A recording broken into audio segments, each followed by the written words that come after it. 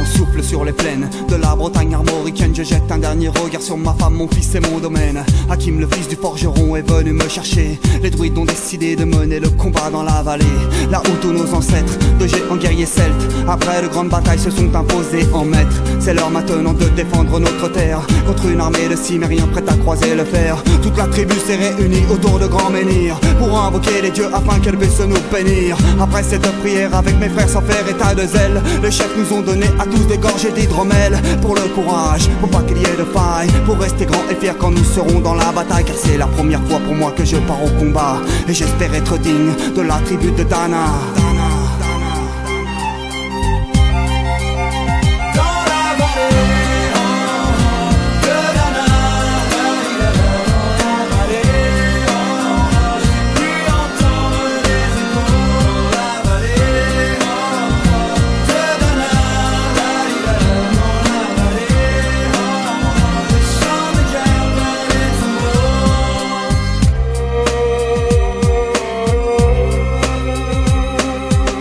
Quelques incantations de druides et de magie, toute la tribu, le glaive en main, courait vers l'ennemi. La lutte était terrible, je ne voyais que des ombres, tranchant l'ennemi qui revenait toujours en surnombre. Mes frères tombaient l'un après l'autre devant mon regard, sur le poids des âmes que possédaient tous ces barbares. Des lances, des haches et des épées dans le jardin d'Éden, qui écoulait du sang sur l'herbe verte de la plaine. Comme ces jours de peine où l'homme se traîne à la limite du règne, du mal et de la haine. Fallait-il continuer ce combat déjà perdu?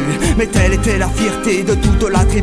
La lutte a continué comme ça jusqu'au soleil couchant. De férocité extrême en plus d'acharnement. Fallait défendre la terre de nos ancêtres enterrés là, et pour toutes les lois de la tribu de Dana.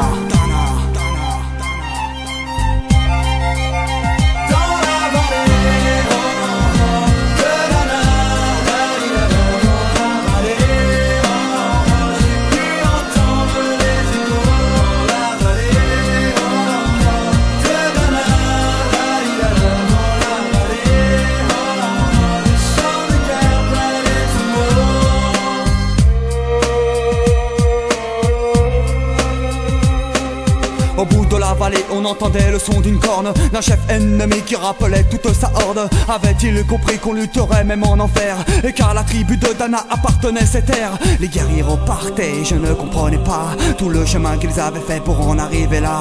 Quand mon regard se posa tout autour de moi, j'étais le seul debout de la tribu, voilà pourquoi mes doigts se sont écartés tout en lâchant mes armes, et le long de mes joues se sont mis à couler des larmes. Je n'ai jamais compris pourquoi les dieux m'ont épargné de ce jour noir de notre histoire que j'ai compté. Le vent souffle toujours sur la Bretagne armoricaine, et j'ai rejoint ma femme, mon fils et mon domaine. J'ai tout reconstruit de mes mains pour en arriver là. Je suis devenu roi de la tribu de Dana.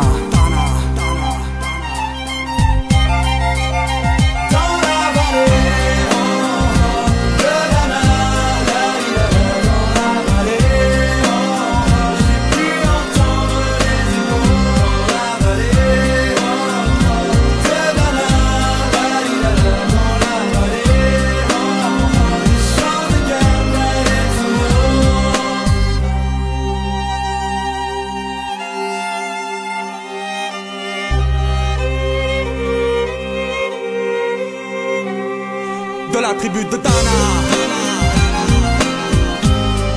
je suis devenu roi.